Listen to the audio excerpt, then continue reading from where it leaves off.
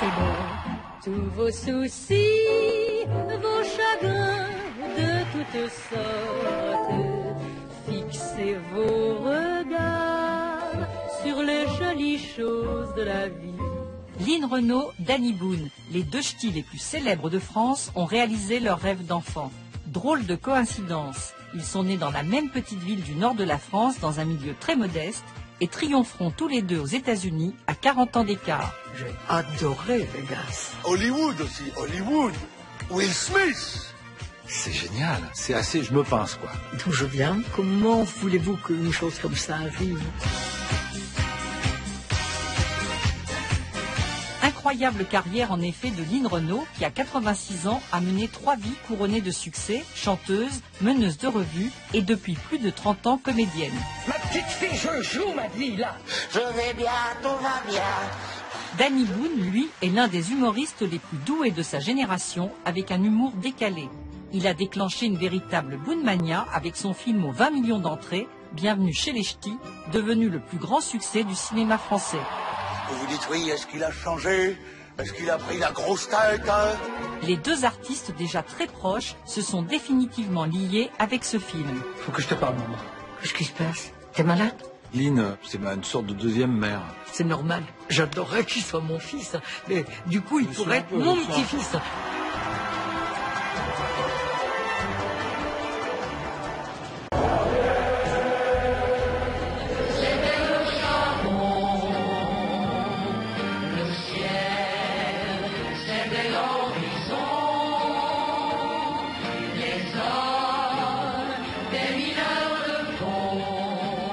Enfant, comment vous expliquer?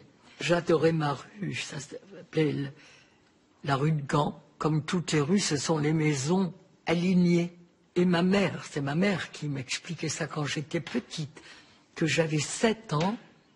Je disais, il y a quelque chose de mieux ailleurs. Pourquoi? C'était un leitmotiv chez moi. Maman, il y a quelque chose de mieux ailleurs. Et pourtant, pourquoi je disais ça? Je connaissais pas l'ailleurs. Un joli sourire de France, des fossettes aux joues, des cheveux tout courts, des yeux bleus très doux. Son berceau dès sa naissance, une bonne fée, d'un coup de baguette avait changé sa destinée. Mademoiselle Froment-Monture, parlez-vous? Mademoiselle Froment-Monture, parlez-vous? Elle n'avait pas encore parlé, qu'elle savait déjà chanter. Mademoiselle Froment-Monture. Il doit y avoir un truc à Armentières, dans la région. Il y a, sur le coup, il y a Un bon gène. un bon gène ou un doigt divin qui fait elle, lui. C'est étonnant, surtout venant d'un milieu modeste, quoi. C'est Mais justement, je crois que c'est important de venir d'un milieu modeste. Je pense que ça a beaucoup compté, justement. Les faits semblent bien s'être penchés sur le berceau de Lynn Renaud, de son vrai nom Jacqueline Hant, lorsqu'elle naît en 1928 à Armentières, petite ville ouvrière près de Lille. Simone, sa mère, est secrétaire dans une filature. Son père Edmond est camionneur et joue du piston dans la fanfare. Elle grandit entourée de son arrière-grand-mère et de sa grand-mère qui tient un café ouvrier. Elle était comment cette enfance avant-guerre? C'était très modeste. Je sais pas, la première poupée qu'on m'a achetée pour mon Noël, je crois que toute la famille s'y est mis pour une petite poupée qui était en vitrine. Du côté de mon père, ils étaient 11 enfants, donc j'avais des tas d'oncles, de tantes, mais je sais pas, comme une enfance heureuse. Dans la modestie, pas triche du tout. On vivait modestement, mais on était heureux. On était heureux. Pas pauvre, modeste. Un petit peu en dessous de modeste. Très modeste. Vous avez...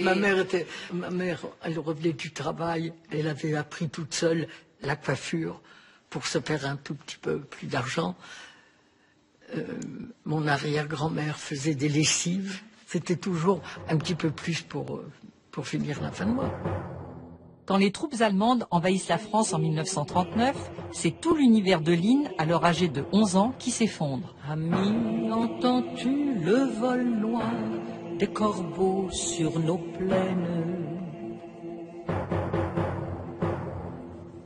Ami, entends-tu les cristaux du pays qu'on enchaîne. Cette période de guerre a été terrible parce qu'on était bombardés sans arrêt, il fallait mourir plusieurs fois. C'est là aussi où le destin est incroyable. On a plus peur, il y avait les sirènes, les alarmes, dans les caves, on sortait, on était devant la commandanture, on a eu toute cette période, ces 4 ans et demi ont été terribles. D'autant que son père est retenu prisonnier dans une ferme en Allemagne. Durant cette sombre période, la mère de Lynn découvre que ce mari qu'elle aimait tant lui était infidèle. À partir de là, l'image de mon père a changé. Mon père n'était plus un héros pour moi. Et 6 mois avant la fin de la guerre, ma mère a rencontré quelqu'un. Par la suite, Lynn ne reverra que très rarement son père. Ses vrais modèles seront celles qu'elle a toujours appelées ses 3 femmes. Je les ai toujours vues, les manches retroussées, le respect du travail, le respect des autres, assurer le quotidien. Femme seule, sans mari, enfin, il y avait votre père, mais femme trompée, votre grand-mère. Ma mère a pas eu mon père longtemps. Voilà. Ce sont des femmes qui se sont... Ma grand-mère, pareil, mon arrière-grand-mère. Abandonnée. Les hommes n'ont jamais été à la hauteur de mes 3 femmes, aucun. Votre grand-mère était ce qu'on appelle à l'époque fille-mère, mère célibataire, abandonnée. 17 ans, oui. 17 ans. Les hommes étaient durs avec elles ont été battues. Pas ma mère, non. Mais mon arrière-grand-mère, oui, ma grand-mère, oui. Elles vous en ont parlé? Non. Jamais. Mais vous le savez. Par ma mère. Laissez donc tous vos soucis, vos chagrins de toutes sortes. Fixez vos regards sur les jolies choses de la vie. Alors quand vous êtes élevé avec ça, c'est pas du Zola, c'est de la force. La vie, c'est un combat. Et voilà. Et donc elles m'ont appris ça. J'ai l'impression de marcher sur leurs pas. J'ai leur force, leur énergie. Elles m'ont appris le travail. Elles m'ont donné la confiance. Il faut avoir confiance aussi, y croire. Et ma mère, c'était toujours... Allez, il faut regarder devant, devant, devant, devant. La vocation de Lynn Renault commence aussi très tôt dans l'enfance. C'est une petite fille gaie qui chante en permanence. On la surnomme d'ailleurs Gazouillis. Vous avez dans la tête de devenir chanteuse. Oui, j'arrêtais pas de chanter, j'arrêtais pas. Je revenais de l'école sur la route, les voisins m'arrêtaient, viens chanter une chanson. Je ne savais pas que chanter était un métier, mais dans ma vie, je voulais chanter, quoi, c'est ça, voilà. Et vous aimiez les applaudissements quand vous dansiez, je crois, très jeune sur les tables oui, dans le bar de votre grand-mère? On me montait sur les tables de l'estaminet, ou bien les tonneaux de bière, et puis on me faisait chanter. Tu seras une artiste. J'aimais Jacqueline, tu seras une artiste. Alors bon, petit à petit, ça vient dans la tête. C'est ainsi que tous les week-ends, Lynn participe à des crochets amateurs en chantant ses vedettes préférées, Tino Rossi,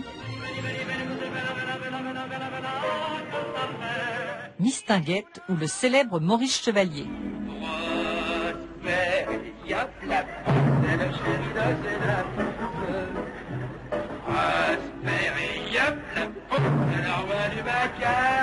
On chantait toutes les chansons de Maurice Chevalier.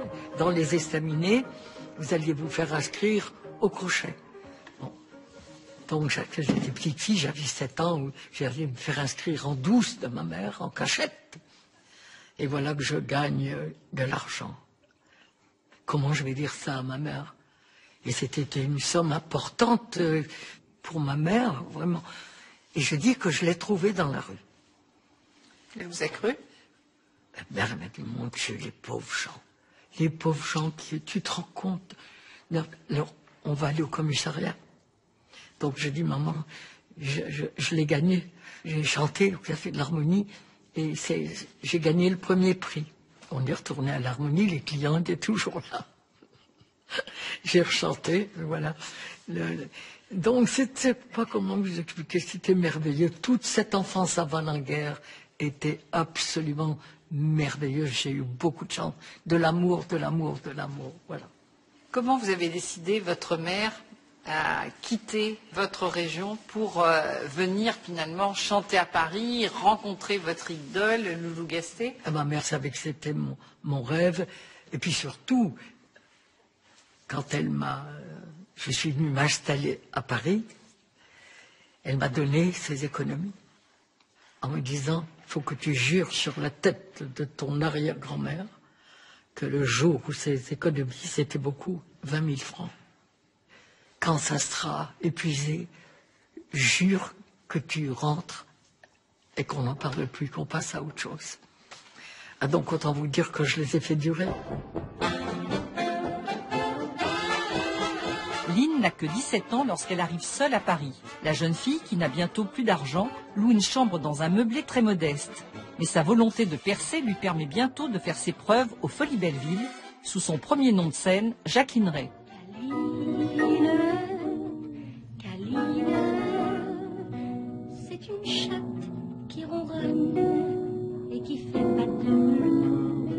Dès que j'ai commencé les premières auditions à la radio nationale, ma mère a compris que c'était ça ma vie, c'était ça mon destin. Un petit cœur de femme qui veut beaucoup d'amour.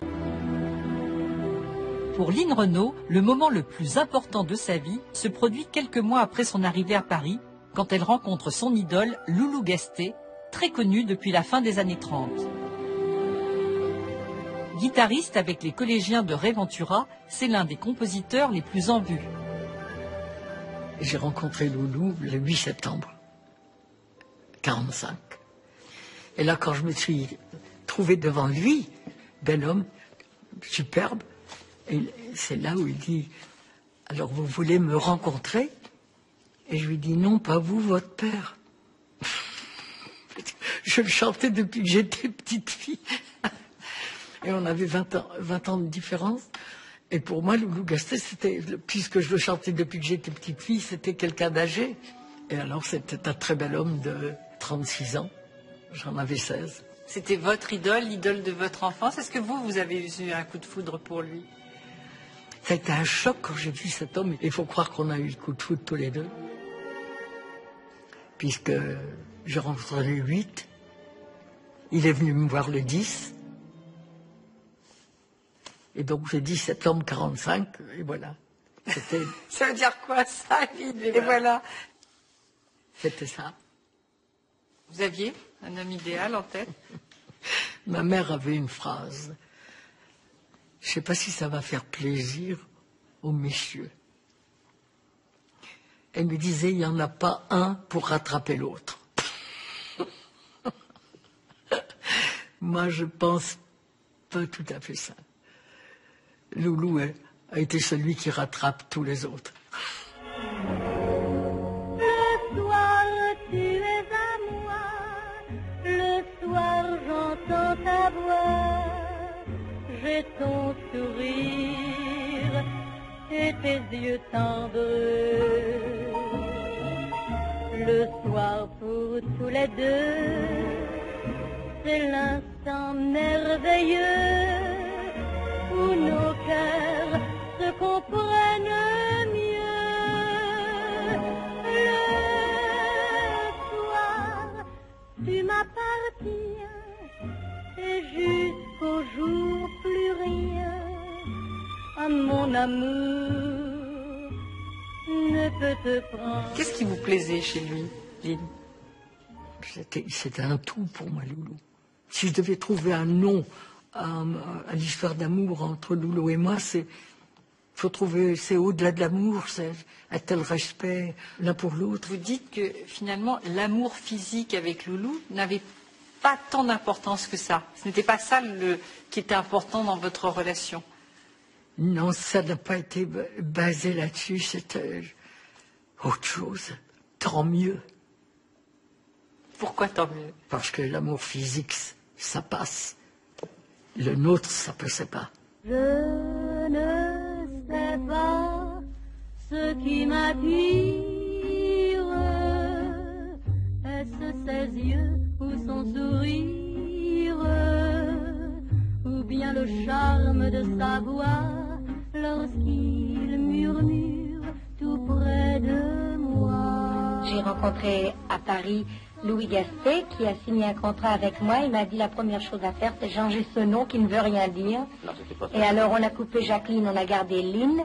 Ma mère s'appelant Renard, il n'a pas trouvé que c'était très joli, alors il a changé le R pour mettre un U. Ça fait Lynn Renaud. Je sens monter comme une fièvre. Dès qu'il me serre entre ses bras, plus rien n'existe autour de moi.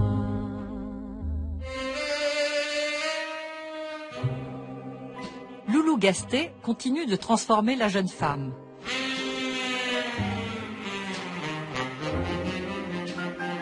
Presque à l'image d'Audrey Hepburn dans My Fair Lady, il la façonne, la fait mincir et lui fait donner des cours de danse classique. Vous avez écouté tous ses conseils, vous avez tout suivi. J'étais avide de ses conseils, avide de son travail. Il avait un tel instinct, c'était un visionnaire. Et donc vous êtes devenue une jeune fille complètement glamour, une petite Marilyn Monroe. Il avait raison. Il a dit, je ne veux pas une danseuse, je veux une chanteuse qui bouge bien.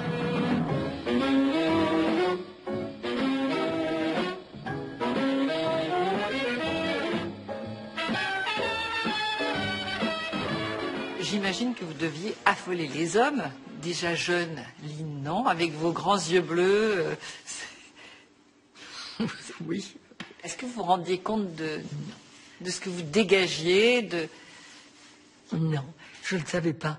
Je n'étais pas jolie. J'étais très jolie. Mais je ne le savais pas. J'avais 17 ans, donc je ne devais pas être mal du tout.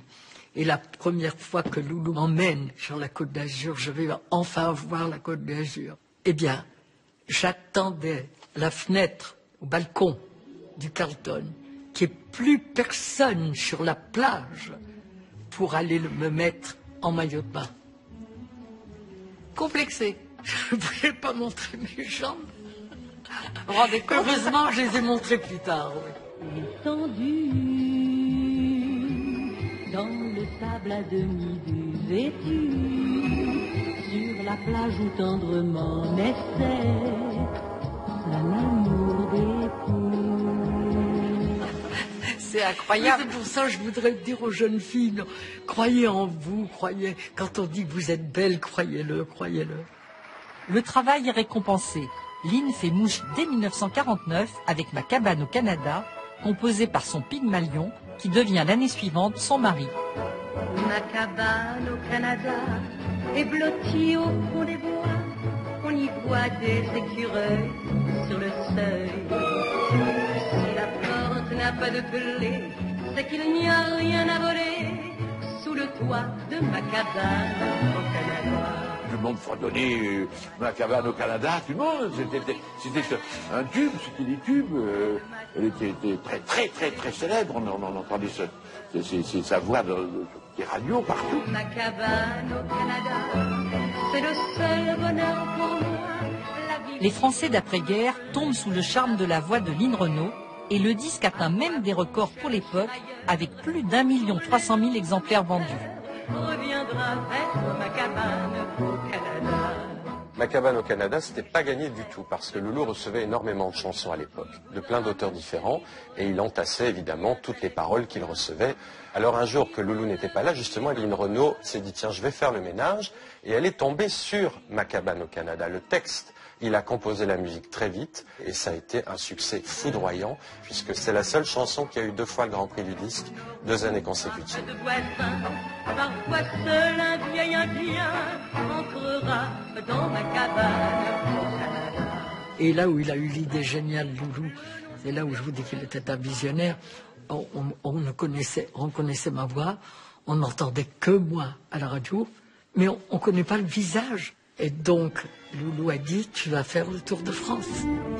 Étoile des neiges, mon cœur amoureux. C'est ainsi que Loulou Gastet et Lynn Renaud partent sur les routes de France sur fond de leur deuxième gros succès, l'inoubliable Étoile des neiges. C'est Loulou qui était au volant de cette voiture. Et les gens me disaient que des choses gentilles. Mais qu'elle est jeune, mais qu'elle est... Parce qu'il vous découvrait. Elle a de beaux yeux. Il vous découvrait. Ça devait être absolument incroyable. Mais oui. C'était épuisant, mais c'était formidable. Ça a été le contact profond avec la France, mais magnifique. Buonasera, signorina, buonasera. C'est ainsi qu'on dit bonsoir à Napoli. Tendrement tu as murmuré buonasera. Et ce bonsoir allait changer toute ma vie. Je disais, alors Loulou, c'est ça, je suis une vedette maintenant. Il me disait, oublie ce mot. Oublie ce mot. À partir du maintenant, tu fais une profession, artiste, tu chantes, et puis voilà. Et tu verras le chemin. C'est pas un parcours facile. En rentrant de Paris, on parle à ses amis des belles nuits de Paris. Pour Lynn Renaud, la scène est aussi une seconde peau où elle décline différents talents. Après une carrière de chanteuse internationale, elle se lance un nouveau défi en 1959. Elle devient meneuse de revue à 31 ans au Casino de Paris et succède aux figures mythiques que sont déjà Miss Tinguette et Joséphine Baker. Aujourd'hui, vous êtes meneuse de revue. Quelle différence y a-t-il entre la première Lynn Renaud et celle d'aujourd'hui? Je pense que la première préparait la seconde. Le travail de revue, ça demande un effort physique important. Dès mon entrée, le marathon commence et continue jusqu'à minuit. Et dans ma soirée, je monte et descends à peu près 358 marches. Et comment on apprend à descendre l'escalier? En travaillant et en ayant les bons conseils de Joséphine Baker. Adorable Joséphine. C'est vrai que vous êtes entraînée aussi chez vous? Oui, chez moi, les escaliers.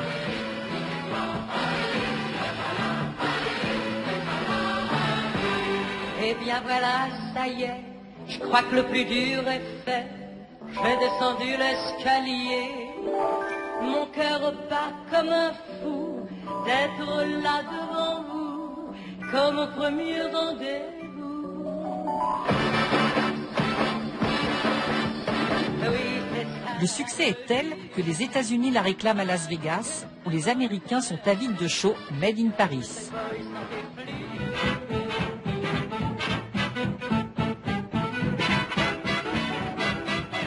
Le public américain est conquis par la française qu'ils avaient déjà adoptée dans le célèbre show de Bob Hope quelques années auparavant.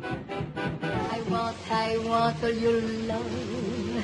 I want you to care. I want a kiss from your lips.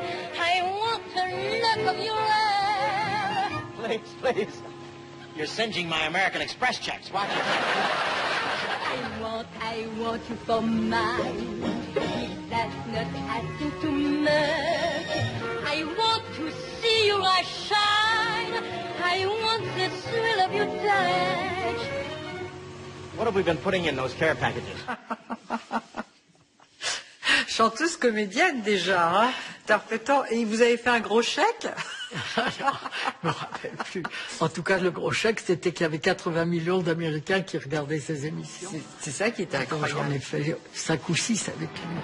Hi, it's money. Your world keeps slowing down. You have no time to fool around. Because I say, time is money. Mais cette nouvelle expérience américaine, dès 1963, n'est pas sans problème. Les débuts à Las Vegas, ça a vraiment été la période professionnelle la plus difficile de votre vie. Le seul moment où vous ayez eu vraiment de la déprime. J'ai eu la déprime quand Loulou est parti. Oui. J'ai passé 8 mois difficiles. Je me plaisais pas. J'allais entre les deux spectacles voir décoller les avions. C'est pour vous dire où j'en étais, parce que moi, je suis plutôt une optimiste. Non, mais je me plaisais pas. J'avais jamais été absente de chez moi aussi longtemps. Tout me manquait. Tout me manquait. Paris, je t'aime, je t'aime, je t'aime. moi, les années passent, et est-ce que vous ne m'oubliez pas trop?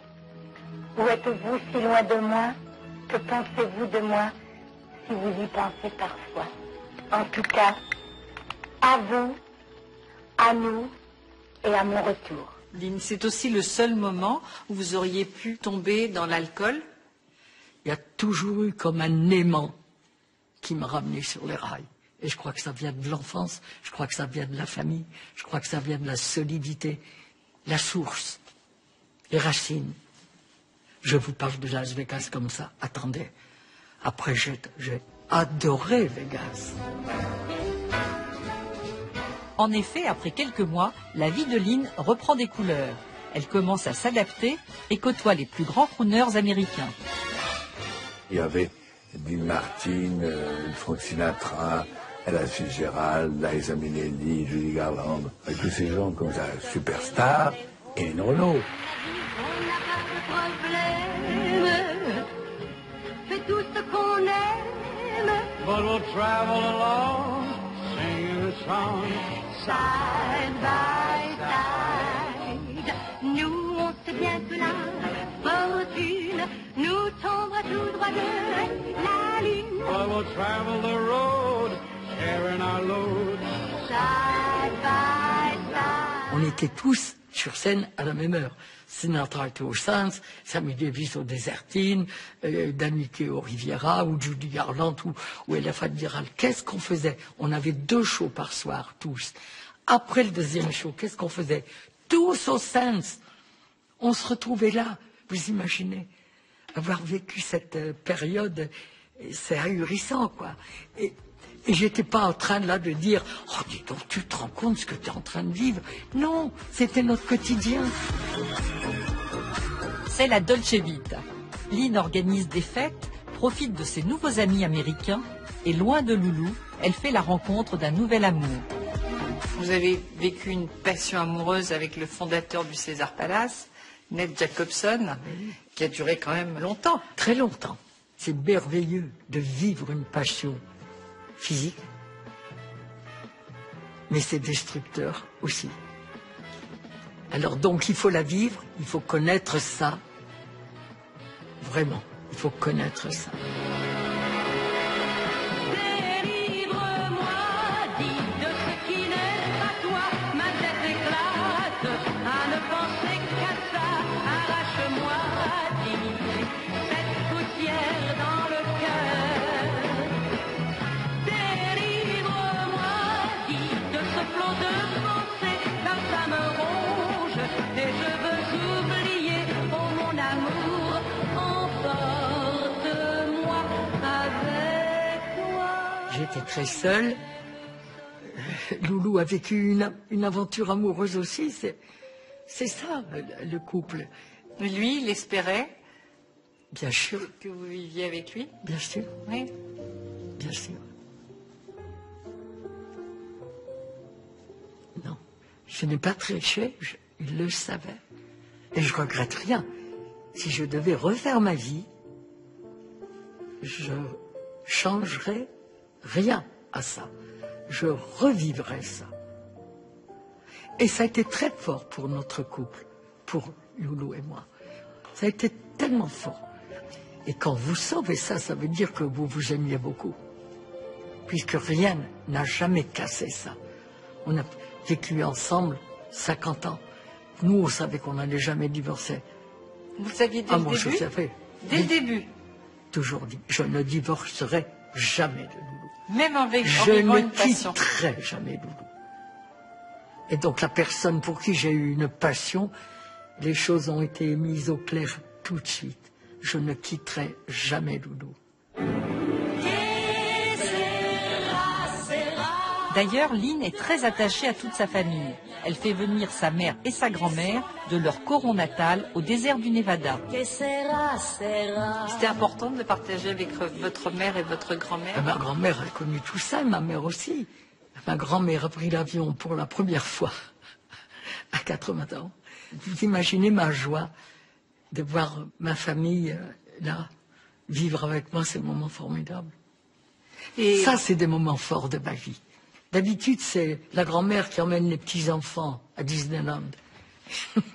C'est moi qui ai emmené ma grand-mère à Disneyland.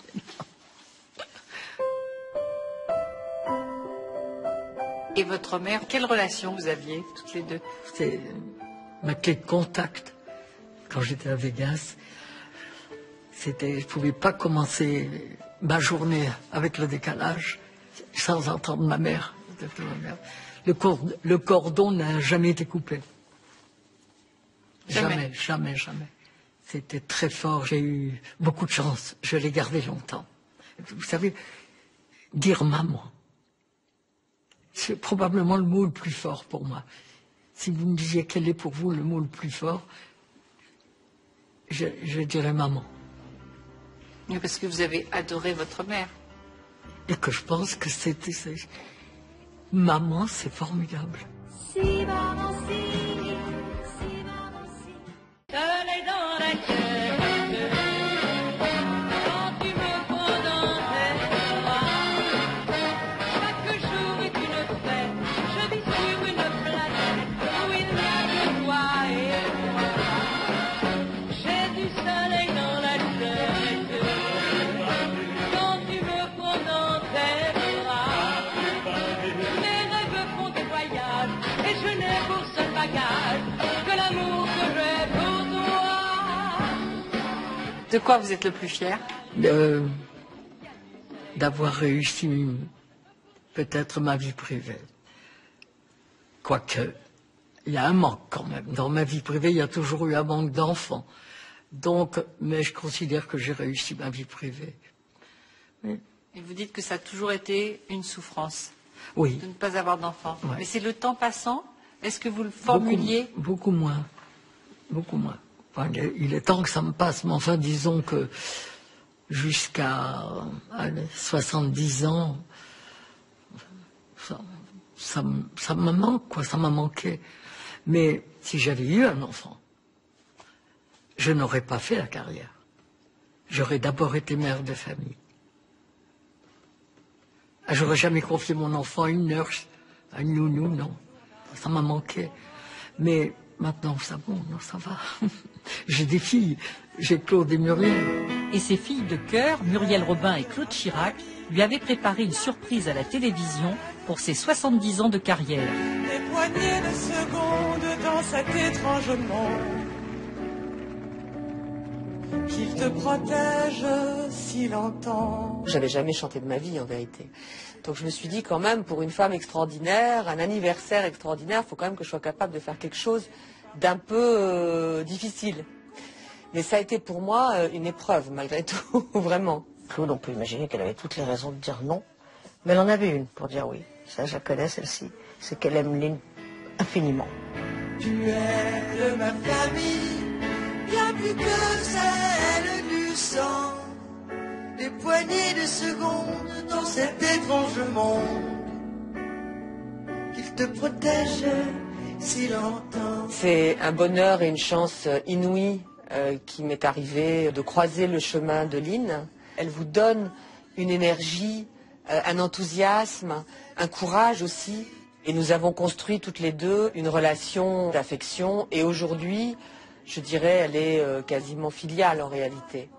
Je considère Lynn comme ma deuxième maman. Elle occupe un espace dans ma vie, dans mon cœur, qui est énorme. Et nous, on t'aime comme une maman.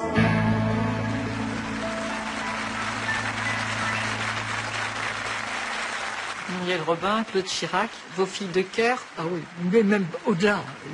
Quelquefois, je me pose la question. Claude était aussi, elles sont merveilleuses toutes les deux. Mais je me dis peut-être que si j'avais eu une fille, elle serait peut-être pas aussi bien.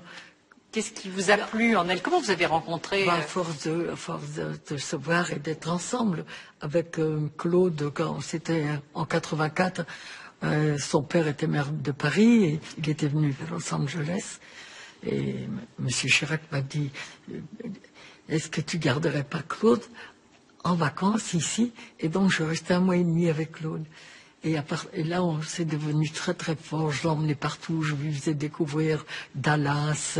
Et c'est vrai que là, j'étais projetée dans cet univers à Hollywood où Lynn connaissait la terre entière et où un soir on dînait avec à l'époque Gary Grant, le lendemain on passait l'après-midi chez Gregory Peck et le jour d'après. Enfin, c'était absolument exceptionnel. Pour moi, évidemment, j'étais comme dans un film et on a construit une relation qui réellement aujourd'hui est indestructible. Lynn, c'est ma famille, mais on ne serait pas plus liés, enfin, si on était du même sang, il y a quelque chose vraiment qui nous relie en plus, quoi, Lynn et moi. C'est vraiment très particulier. On ne rencontre pas très souvent ça dans sa vie. Et c'est pour ça, d'ailleurs, que c'est pas du tout quand je l'appelle ma deuxième maman, ou maman tout court, ou l'amie alimentant, elles se sont rencontrées. Et on avait beaucoup d'admiration pour Lynn Renaud, d'abord, dans notre famille. Et donc, ma mère doit être rassurée de savoir qu'il y a quelqu'un qui est là, qui veille un peu sur moi. J'arrête là, parce que j'aurais l'impression de tromper ma mère. Il était donc inévitable que les deux femmes se retrouvent sur scène, comme en 2007, dans la pièce à succès Fugueuse.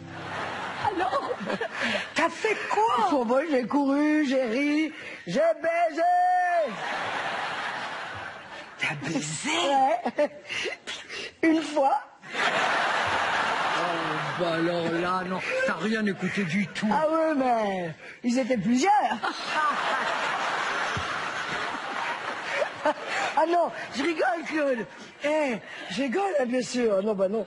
Mais tu sais, vraiment, c'était 6 mois. C'était 6 mois. N'en fais pas. Et c'était génial. Il n'y avait pas un jour sans que je pensais à toi. Si ça peut te faire plaisir. Hein? Ça me fait une belle jambe, surtout. Ouais, elles sont pas mal. On n'avait jamais travaillé ensemble. Et on a vu dans le travail, on était... Ça va, on était bien mère-fille, quoi. Et avec Muriel Robin, qu'est-ce qui vous lie aussi fort? Ce qui lie très fort sont les moments difficiles. C'est là, les liens se font vraiment soudés dans la difficulté. Donc j'ai mes difficultés et j'avais Muriel, elle a ses difficultés, elle m'avait. La même chose avec Claude. C'est surtout là où ça devient très fort. Vous y revenez souvent à ça, hein? Oui. C'est pareil pour le couple, oui. En fait, oui. Et pareil dans l'amitié. Oui. Donc on est là pour les moments importants, pour les peines, les grandes joies. Et puis on a eu surtout pour le départ de sa maman. J'étais en tournée, c'était un peu compliqué, mais j'ai dit il faut que j'aille la voir. Je sens qu'il va se passer quelque chose, que Simone va partir. Et quand on nous a appris, on était dans la chambre à côté de Simone, et quand on a réveillé Lynn pour lui dire que c'était fini, on était toutes les deux ensemble. Mes amis sont mes amours, je les ai mis tout autour, pour une vie, pour un jour. Mes amis sont mes amours, mes amours.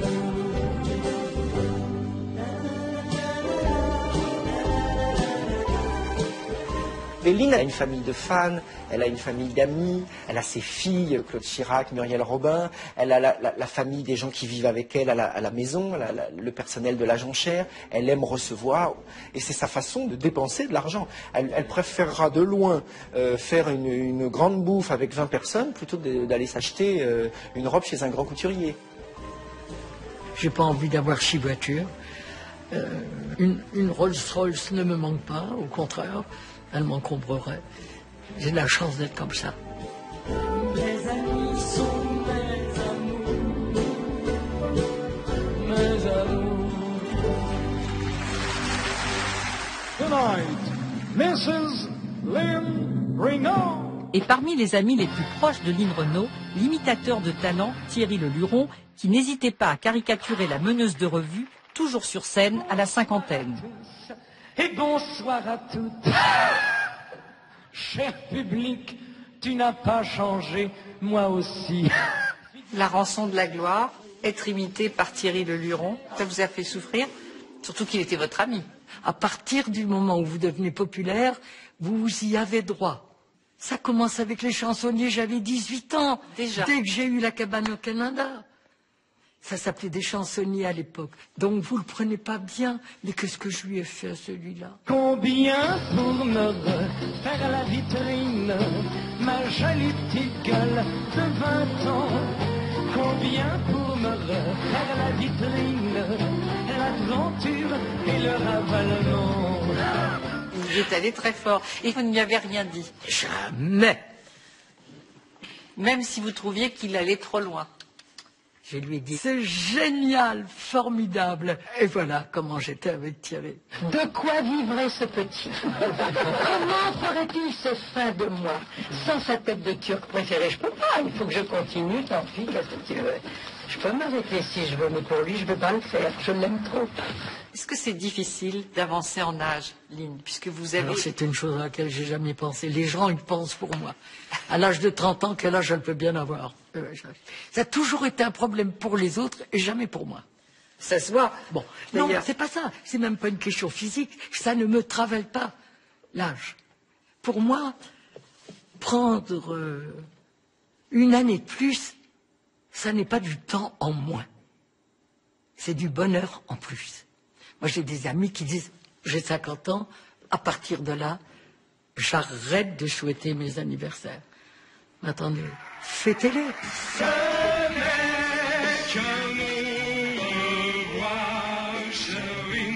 Et c'est dans une ambiance festive que Lynn Renaud décide à 51 ans, ce qui est un record pour une meneuse de revue, de quitter le music-hall après 20 ans de spectacle.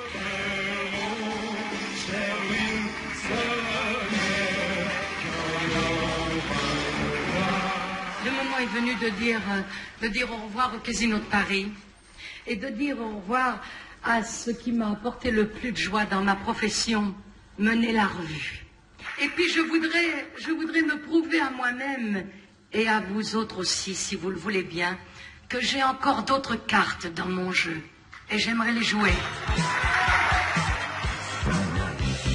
Nouveau défi et troisième vie pour Lynn Renaud, qui se lance avec succès comme comédienne, et cela dure depuis bientôt 35 ans avec une palette de rôles très différents. Ma petite fille, je joue ma vie, là. Vous jouez votre vie? Vous jouez, mais moi je ne joue pas, moi. C'est sérieux? Et moi, c'est grave. Ah bah moi aussi, c'est grave. Et puis moi, je suis en danger. Moi aussi, je suis en danger. Ah oui, mais moi, je suis une femme. Une femme seule, au bord de la route, en pleine nuit? Bataille? Ah non, pas bataille, je suis une proie, moi. Vous, c'est pas pareil. Et pourquoi moi, ce serait pas pareil? Mais vous exagérez, mais vous risquez rien. Qu'est-ce que vous pouvez dire? Ne me forcez pas à être désagréable. Oh, j'ai l'impression qu'on n'a pas besoin de vous forcer, hein. Elle est dans sa 86e année. C'est incroyable. Rapide. Voyant tout. On parle là, un truc, tout. Pourquoi tu as fait ça? Tout est là. À un point, on ne peut que l'envier, ça donne envie de vieillir. Elle a l'instinct de la modernité, elle a le nez, véritablement. Et quand elle se lance dans un projet, que ce soit théâtral, cinéma, télé, etc., elle cherche la touche de modernité. Une bouffée? Oh non merci, je ne fume pas. Il n'y a pas de danger, c'est juste un petit mélange d'herbes. Allez aspirer à bon coup.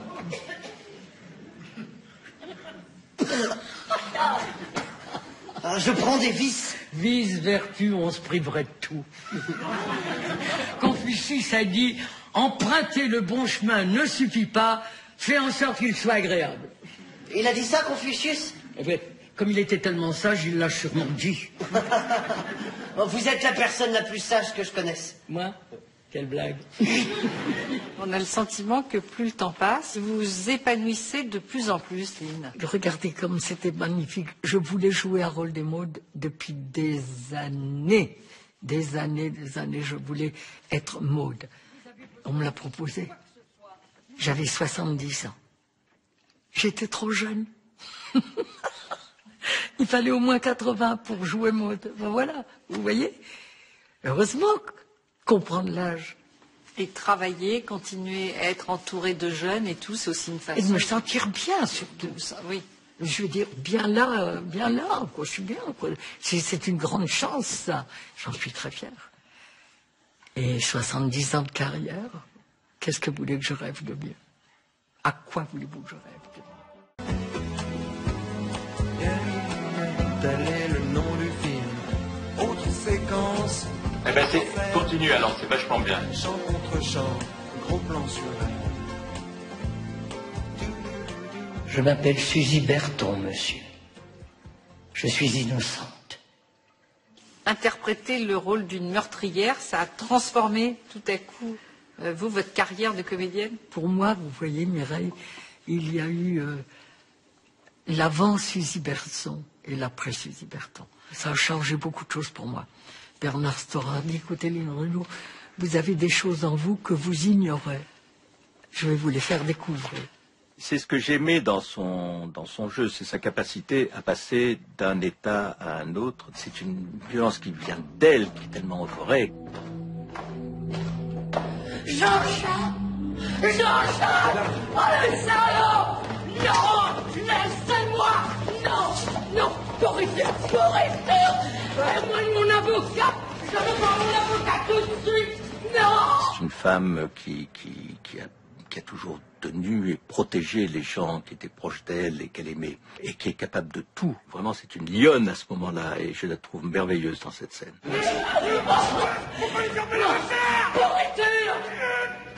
Prête à tout pour défendre ceux que vous aimez? C'est vrai que je ne me laisse pas faire, et je ne veux pas qu'on touche au mien. Je peux être une lionne. Avec ce que vous nous avez raconté de votre vie, on comprend quand même. Oui, quelque part, il faut être une lionne. Oui. Quelque part. Loulou, je perds un peu la mémoire. Raconte-moi notre histoire. Il y avait une guitare à 2 places sous les lumières de Las Vegas. Je me souviens seulement d'une chanson de toi qui disait simplement ces mots-là. Je t'aime, la la la la la la, je t'aime, la la la la la la, je t'aime, la la la la la la, je t'aime, je t'aime. J'ai eu beaucoup de mal pour la chanter. Mon Dieu, j'avais mal. J'ai tenu le coup. En plus, on a l'impression d'être dans votre intimité. C'est très étrange. Il se passe quelque chose de très fort. De Didier Barbelivien, vraiment. Loulou, c'était juste après la guerre, la demoiselle d'Armentières, cette cabane au Canada. Tu l'avais construite pour moi. La chance de votre vie, Loulou, de l'avoir rencontré. Comme les Oui. années passées. Alors, il me disait, arrête de me dire merci. Alors, je lui disais, mais Loulou, je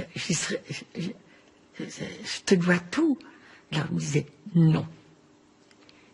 Je t'ai fait gagner 5 ans. C'est tout ce que j'ai fait. Pourquoi tu y serais arrivé? Je t'ai seulement fait gagner 5 ans. Il m'a fait gagner beaucoup plus que 5 ans. Il m'a donné 50 ans de bonheur. Mais ça doit être incroyable d'avoir une idole quand on est jeune. Et puis... J'étais son enfant. Et la vie a fait qu'il est devenu mon enfant. Il s'est passé la même chose avec votre mère.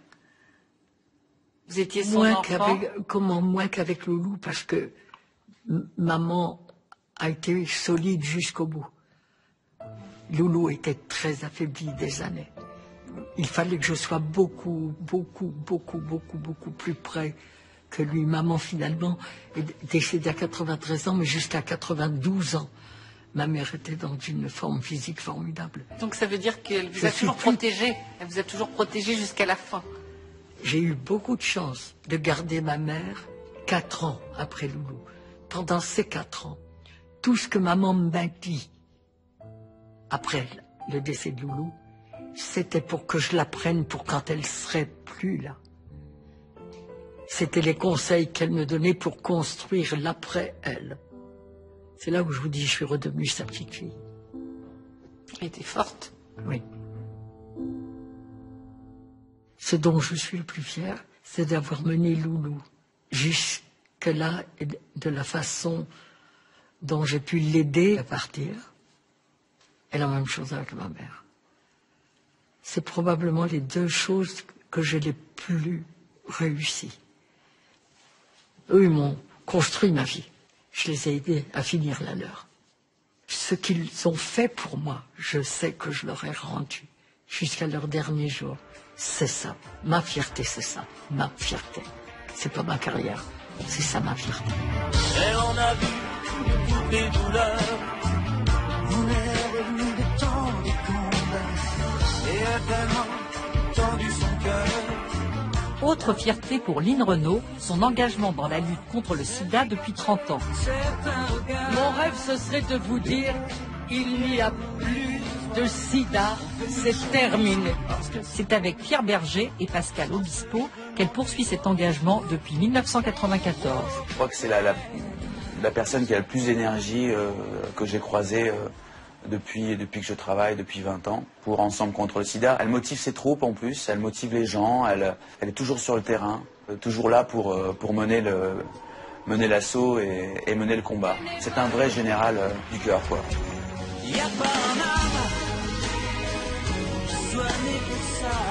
J'étais aux États-Unis avec Elizabeth Taylor qui a fait son premier gala pour récolter des fonds pour la science. Et donc ce sont les artistes qui ont fait que, comme c'était tabou, ont décidé de médiatiser ça.